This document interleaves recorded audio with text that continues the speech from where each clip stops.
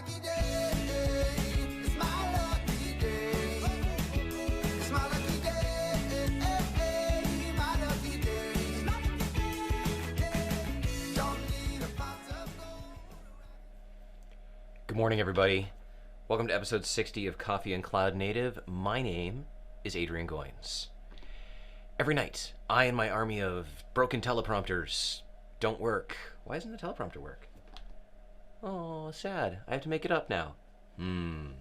Every night, I and my army of bots scour the internet for news and content related to Kubernetes and Cloud Native, and you would think that after 59 shows, I would remember this part. But I change it every day. So it's a curated list of content. I go through around 200 submissions, and I pick 10 or so for the next day's show, sometimes more, sometimes less, and I'm super excited to share these things with you. They're tools that I would use, do use, might use, could use, want to use, don't have time to use, think are cool. No, the phone's right here. See? Here it is. Here it is. But for some reason, the button that controls it isn't working. It's very sad. Close the teleprompter. I don't need the teleprompter, do I? Do I need the teleprompter? Tell me in the chat. Do I need the teleprompter? Well, whatever. It doesn't matter because it's not working. We'll put it back up there anyway, just so I can be annoyed by it. Yeah, so so here we are. This is episode 60. Today's Friday. I got my coffee. I see we're having a conversation in the chat about whether or not it's morning. So, good afternoon, good evening, good day, buenas tardes, buenos dias, buenos slurpus. Okay, what day is today? It's Giveaway Friday. Boo, fireworks, yay. Giveaway Friday means that if we hit 50 viewers collectively between YouTube and Twitch, I will kick off a giveaway in the live chat in Discord. If you're not in there, just pay attention to this thing that's scrolling across the bottom of the screen, and that'll tell you a link in a moment of where you can go and join Discord. Join live chat, but yeah, that's basically it. We get 50 viewers.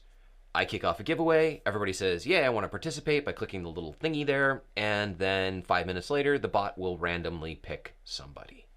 And what will you win? What will you win? You will win this, which I'm super excited that today is on sale because I'm a cheap person. This is one of the top Kubernetes courses on Udemy. And this is what we're giving away for the month of October. So you'll have an opportunity to win this. And even if you don't need this, but you know somebody who does, feel free to join the giveaway, and then you can just tell me who you want to send it to after the show, if you win. Okay. Let's move on. Who do we have in the chat? Hey, congratulations, Duck. You just leveled up. Where the hell did my mouse go? There it is. Good morning, Nuno. I'm going to say good morning. Duck says he's a friend now. All of you are friends. I don't know why I made friend level 5. I think just to try and encourage people to chat and talk and stuff like that. We should figure out other roles that people get. At friend level in the live chat, you get access to the voice channels that we don't use. But I want to use them. I want to kind of have an earpiece in my ear and maybe get people to be like, Adrian, Nuno can try and distract me. I don't know. We'll see. Apparently we're at 31. So, good morning, Ian, Kalik, hello. Wifebot, Code All the Things, Bala, Frank, from Germany. Of course. It's not morning in Germany. Well, thank you all for joining. It's nice to have you here. Ooh, friend. Nice gif, Nuno. Talos is back, but not with Talos. Talos is back with Sidero. Sidero is... Oh, apparently this doesn't scroll because that's all that it is. I'm like, scroll's not working. Sidero combines Talos's secure Kubernetes operating system with Cluster API. And I actually came across this because they had a CNCF webinar where they did an entire presentation for an hour on using Cluster API from Sidero to deploy downstream Talos clusters. One of the problems that it's not a problem, but one of the challenges that Talos is working to overcome is the chicken and egg thing. You want to deploy something that's immutable, but you need to be able to configure it so that it deploys with the immutable configuration that you want it to have. So how do you do that? We talked about when I had them on a call with me, helping me build my test cluster here. We talked about, can you use something like Cloud Init, and they had reasons for not using that, and they have some strategies about how they want to do this. And I had no idea that they have this thing called Sidero. Also open source, inventory management, certified Kubernetes, and the driver for this, or the controller, I forget what the word is that they call it, is actually built into Cluster API. So they've been busy out there building stuff. So if we go to installation, there we go. Sidero is included as a default infrastructure provider in Cluster CTL. Very nice. I find myself very sad that I don't have bare metal infrastructure onto which I can deploy this. And it doesn't really have to be bare metal. Like, you can deploy Talos into AWS or anywhere else. I can't deploy it into Proxmox, which is super, super annoying because Proxmox is KVM. KVM and QEMU are effectively the same thing. It's just that Proxmox doesn't have any way to import appliances, or there's not something in here that I can use to deploy VMs inside of Proxmox. And that's fine. That's just because there's not. There's nothing that says that. I'm sure that they operate similar to lots of other companies, which is if there's enough demand for it, then we'll actually build it. So I don't represent enough demand, and I'm totally cool with that, but it's just frustrating. And it's not even a Talos problem. There's other things that I've tried to deploy inside of Proxmox where it's you have to create a prox. Oh, what was it? It was Micro OS or Kubik from SUSE, another immutable infrastructure style Kubernetes operating system thing. And I had to build a Proxmox VM and then delete its hard drive and then swap in the ISO or the image that came from Micro OS or whatever it was, and then boot the thing back up again. It's just a terrible way to do stuff. So Proxmox, if you're watching, come on. There's got to be a better way. Swapping out hard drives is not how you build stuff in 2020. They don't watch the show. Oh my gosh. What's going on over here? Oh, there's GIFs. There's oh, it's crazy. If you're not in the live chat, you should join the live chat because it's just ridiculous every single morning. I'm sorry, every single afternoon for those of you in Germany. So for me, joining the show first thing in the morning with a cup of coffee, it's a great way to start my day. But I like that a lot of people join the show at lunch or in the afternoon, which means it's a great way to start the afternoon. 44. Okay. Wow, we're cruising. So here we go. We're not going to watch this whole webinar, but this was done by Sean, who's one of the guys at Talos. Oh, hey, Sean's talking. Yeah, watch this. CNCF webinar from a couple of days ago. Great introduction to Sidero. John O'Connor, when I read this yesterday, I was like, John Connor, the guy from Terminator? No. Put him on the show. Stuff in my glasses. I don't even know why I wear my glasses anymore. I can't see out of them. They're so scratched and destroyed, and I really don't want to go pay for new glasses. These were really expensive. So instead I'll wear really expensive glasses I can't see through. There was a conversation yesterday from Steven in the community chat, which is also scrolling across the bottom of the screen, about persistent volumes and NFS versus other options. I run, so in the response, I said you can, for what his question was, you could run something like Longhorn. You can run an NFS client provisioner against an external NFS server, or you could combine those and go crazy and do something like run Longhorn for the persistent volumes with replication, and then run NFS server provisioner, which actually runs an NFS server inside the cluster. And I totally lost what I was saying. And then you can provide NFS services for things that need to be shared. Coincidentally, yesterday, this showed up. This gentleman, Mr. not John Connor, but John O'Connor, created an entire, what he calls a quick fix. Yeah, quick fix, sharing persistent disks on multiple nodes in Kubernetes using NFS. And he doesn't use the Helm charts for NFS client provisioner or NFS server provisioner, but instead shows you exactly how you could create this yourself. Personally, I recommend that you use NFS server provisioner, but it's a good article in 49. Wow. It's an excellent article in showing how what you need to run, how you need to mount the volumes, and what you end up with is, now does he use a storage class? What you end up with is an NFS server that's serving stuff inside the cluster. And then you can mount this from other stuff. Persistent volume, NFS. Okay, so one thing that's actually missing here is the storage class. I'm just scrolling here. Hope you're not getting dizzy as you're watching it go by the screen. Yeah, okay, so you can mount subpaths of the NFS volume. What I like with, let's see, NFS server provisioner, creates an NFS server, and I don't actually know if it creates a storage class. I have Synology NASes, and they run NFS. Oh my gosh, are we at 50? We hit 50. Okay, we'll do a giveaway in just a minute. The way the giveaway is going to work is the bot's going to appear, it's going to start the giveaway, and you're going to have to click participate. So if you're not in the live chat, this is your chance. Come join the live chat. There with the link across the bottom right now. NFS. I use Synology NAS's NFS client provisioner creates a storage class inside of the Kubernetes cluster, so my pods can just request storage, and they can request whatever amount they want, and then it creates PVC folders, creates folders that are then PVCs inside of the NFS share itself.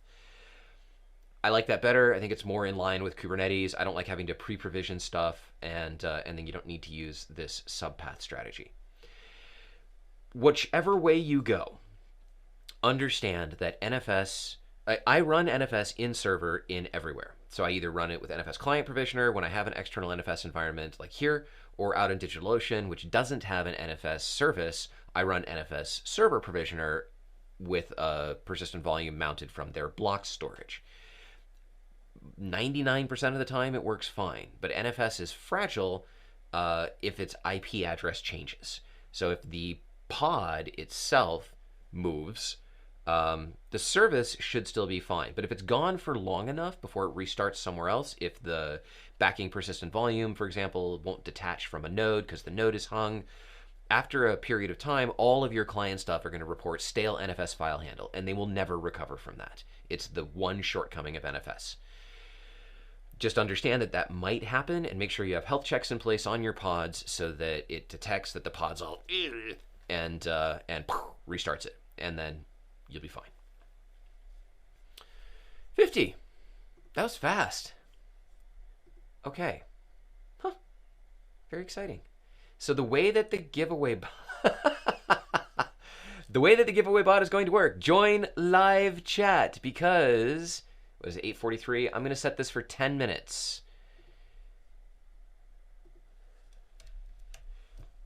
You ready?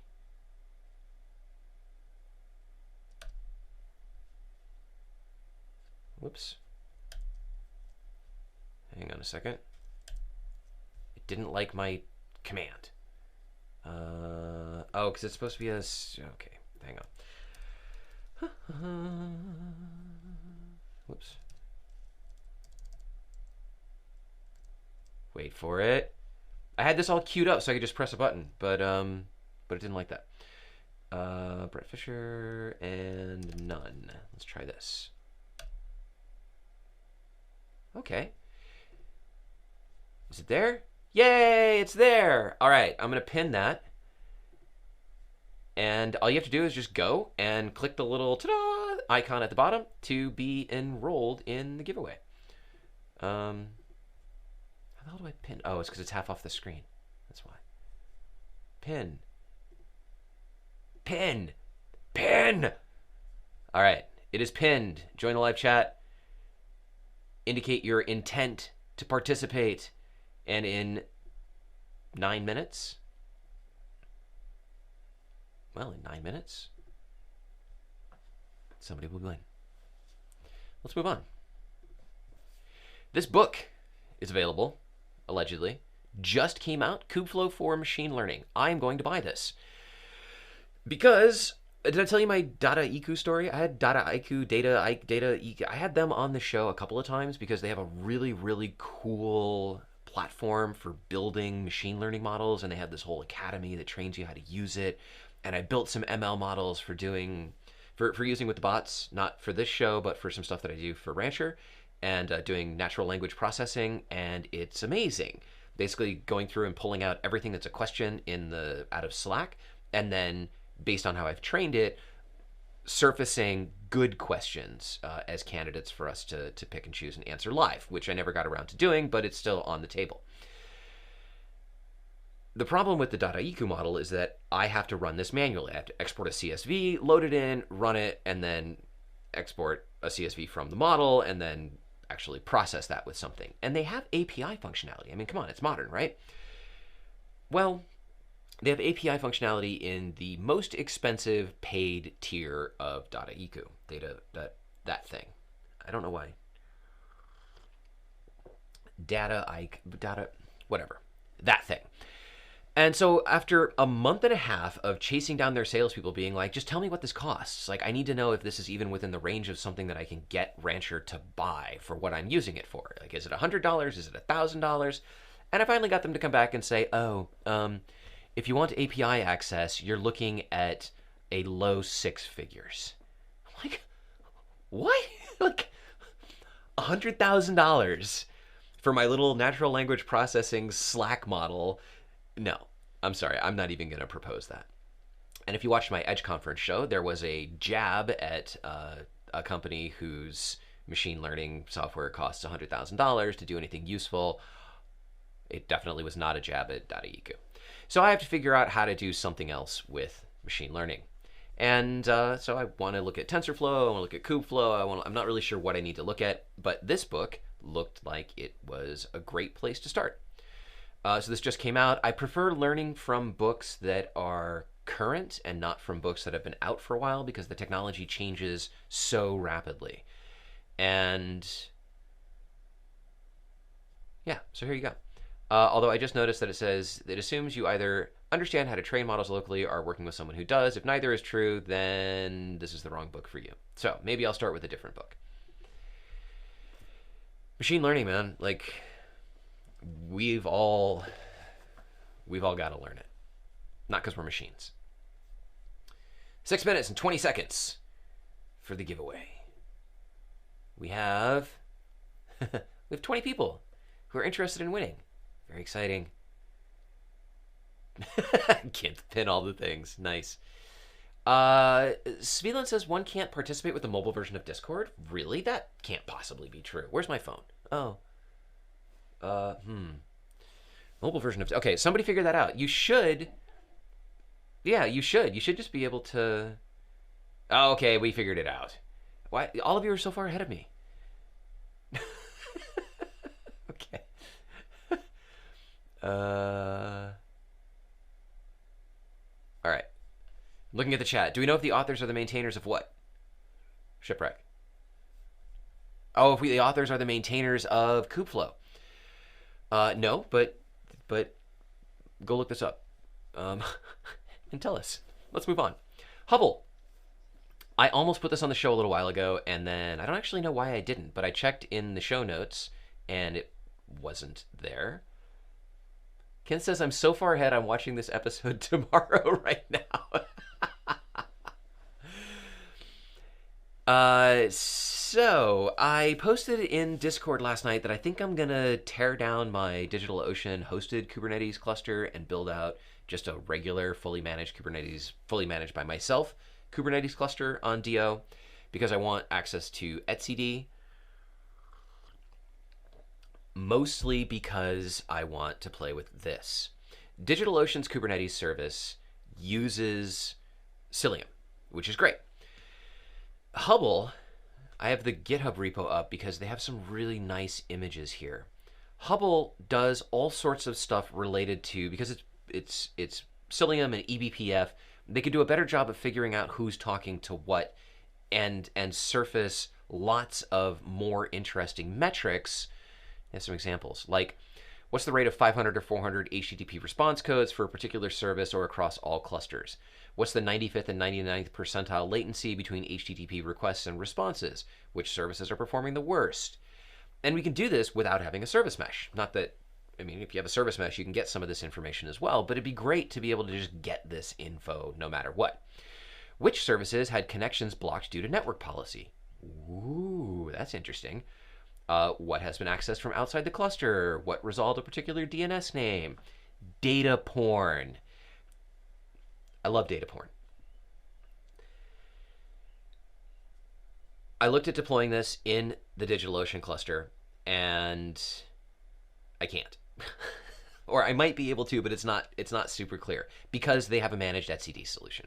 Look at these beautiful graphs and picture things and network policy stuff and so on. And so it just makes all of this stuff happen for you, and it's wonderful. They have wonderful documentation, and when we look at installing this, getting started guides. They have getting started guides for self-managed Kubernetes and managed Kubernetes. If you go to managed Kubernetes, then I was literally going to try and just install this last night. So here's managed solutions. Note DigitalOcean's not in there, but they have, installation with a managed etcd, which looks like it deploys Cilium and the Cilium etcd operator, but I already have Cilium operator stuff in the cluster. I didn't deploy this because I don't know what it's going to do to it, and it is a production cluster.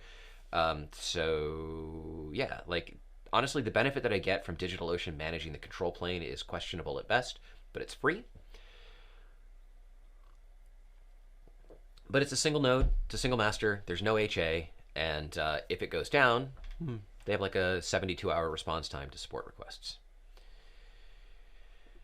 So I think I'm going to do that, and then I think I'm going to use this out in DigitalOcean along with Traffic and Mesh, and then in the home cluster, we'll stick with Glue, and I don't need a service mesh. I don't need a service mesh anywhere, but I want one. So no service mesh here in the house, but we'll stick with Glue. And that'll give me 2 environments in which I can test and experiment with different things and figure out what I like and then talk about it on the show. Devin says, I'm trying out K3S's embedded etcd, Cilium, and kuberouter. Kuberouter, that's another one that I want to... no, not kuberouter, kubevip. I want to experiment with kubevip instead of metal LB. He says, it's working great, but don't run it in production. Yes, it's experimental. Experimental is Rancher's word for super alpha. Probably Darren wrote it last night, because Darren's a genius. How we doing on our... Oh, Dan just updated the kubevip how-to. Oh, we got the K3S instructions in there. Nice, yeah. Now, if I do go with my own solution out in DigitalOcean, there is the problem that K3S doesn't run etcd either, unless I make an external etcd, which suddenly kicks up the number of nodes that I need to run. Or I could run a single node etcd cluster and then not be HA as well. Maybe. I don't know. We'll have to figure out what it all means. Or I could run RKE, which is etcd, but still puts me in the place of having more nodes. 6 of one, 85 of the other. Oh, we're gonna have a winner soon. We've got it. No, what is it? Requiem for a Dream. We've got a winner. We've got a winner. Maybe. 10 seconds. Oh.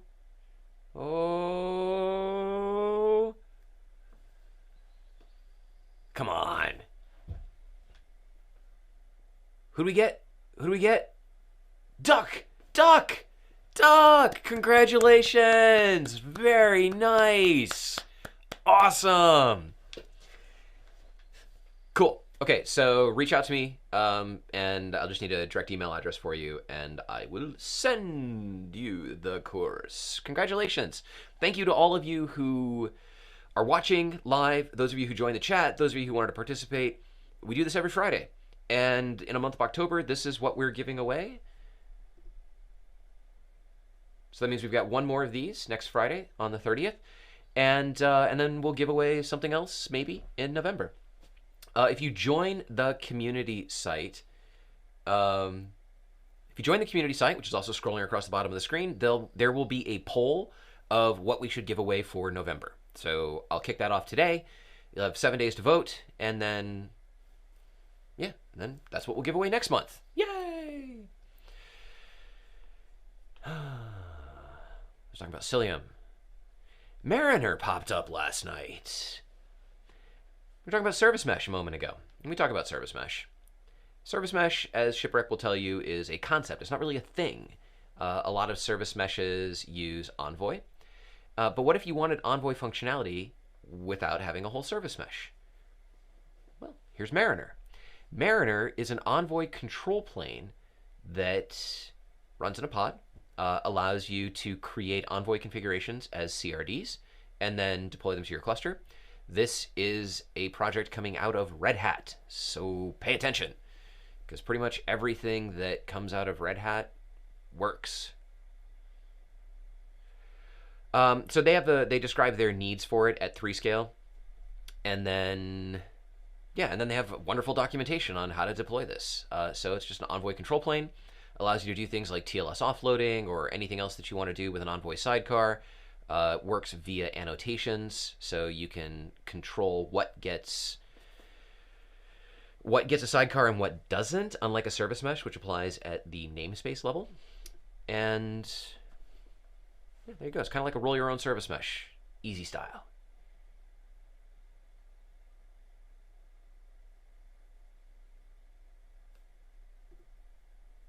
Okay, there's a chat going on. I don't know what that means. I probably should have done this with the Kubeflow thing. Tiny machine learning. If you watched my Edge conference presentation, I talked about a thing called microtensor that takes TensorFlow models and then converts them into a CPP and HPP file that you can compile for pushing into embedded systems. Also talking about the .iq thing, like this whole bloated, like things grow to consume the amount of space available to them. Goldfish do it. When I first bought a Creative, the people that made the sound card, they had an MP3 player back in the day. And I bought one that had like 100 gigs of storage. And I had 10 gigs of music. And I told my friend, I was like, why do I need 100 gigs? He's like, trust me, you'll figure out something to fill it with. And he was absolutely right. But a lot of systems don't have those kinds of resources available. So this whole article is about the need to understand and develop tools for building machine learning models that can actually get loaded into the very, very edge of the environment to make decisions about stuff. They talk specifically about surveillance cameras, which are a thing close to my heart because I have many of them and they totally waste space because they're recording crap all the time, whether it matters or not, or they motion sense because a spider built a web in front of the camera so it could catch the bugs. So having ML models actually on the cameras would be great for it to decide what it needs to film and not film, or even to decide, hey, this is a spider web, let me send an alert that somebody needs to go out there with a broom and clean the thing. So I'm throwing this out there because if you are doing anything with machine learning, building models, it's important that we consider where those things might be deployed and maintain flexibility to put them where they need to go. The other thing that's interesting about this is, Nuno, you gotta go. Bye, Nuno. The other thing interesting about this is it has the word fog in it. I had never heard the term fog computing until I started doing prep for my Edge conference thing, and now suddenly it's everywhere. It's everywhere. It's like it was always there. It's not Gestalt. It's not like it was there and I was ignoring it. Like it genuinely was not there and now it is. If I was Elon Musk, I might say, that's a pretty strong argument for this being a simulation. For the code just having been updated simulation-wide to reflect the things that I'm now paying attention to. But I'm not Elon Musk. Thank God.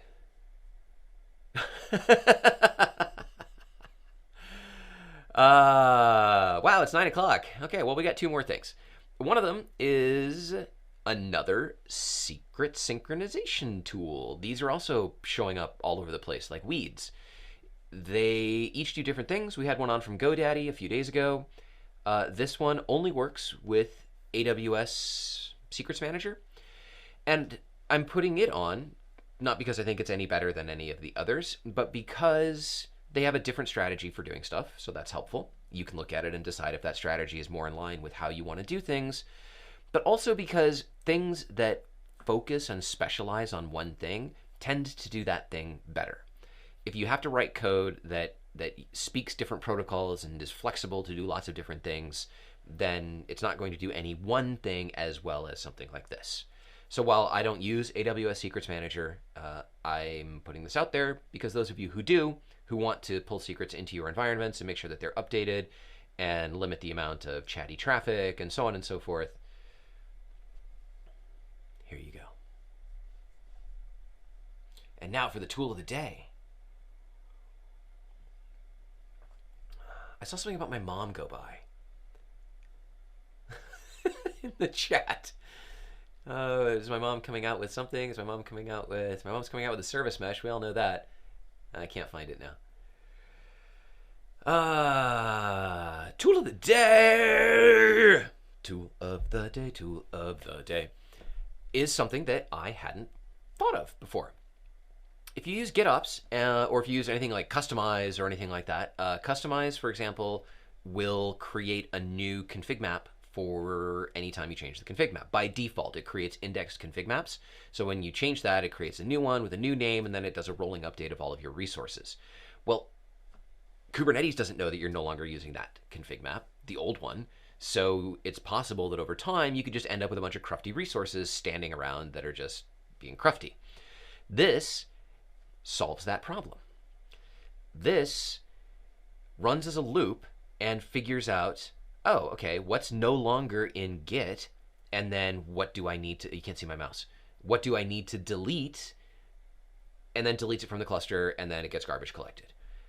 You can run it, it's just a standalone thing. You can run it as part of your CI pipeline. That's, I think, how they intend for it to be run, or you can just run it locally as it's basically it's an intelligent shell script. And you can have it, exclude namespaces, or you can control what it's looking for, and then it will tell you the things that need to be deleted. And then so you can pipe that output to kubectl delete, and there you go. Less cruft. Of course, because you're actually deleting things, make sure that you run it in a dry run mode and test it before you go and nuke your cluster. The author of the tool wants you to know that he's not responsible for any cluster nuking that happens unintentionally. Wow, it seems that on Friday everybody has to actually go to work. I'm going to run a poll in the community site that asks whether you want me to end the show on time.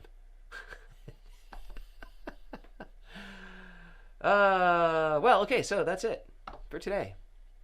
If you like what you saw, please give the video a thumbs up, click like, follow, subscribe, smash the like button, do all of the stuff that tells all of the computers that what I'm doing is useful to you and your friends, and it will share them, and more people will come. Join the community site, community.cncn.io. It's totally free. Members of the community site get access to video replays and all of the links a day before the rest of the internet, so that's cool, right? And there's more stuff coming and happening over there. It's where the conversation continues after the stream ends. I still don't have a teleprompter. I don't remember what the rest of my stuff says. Something about if you like to see, if there's something that you would like me to talk about on the show, I'm all over the place. Hit me up, let me know. A lot of you do that, and I really appreciate it. It makes the show more valuable and makes sure that I'm talking about the things that are interesting to you. Thank you so much for watching. Thank you for staying late, as usual. What do we decide our new slogan is? Stay caffeinative. We need that on a t-shirt, right? Stay caffeinative, people. I'll see you in the next show.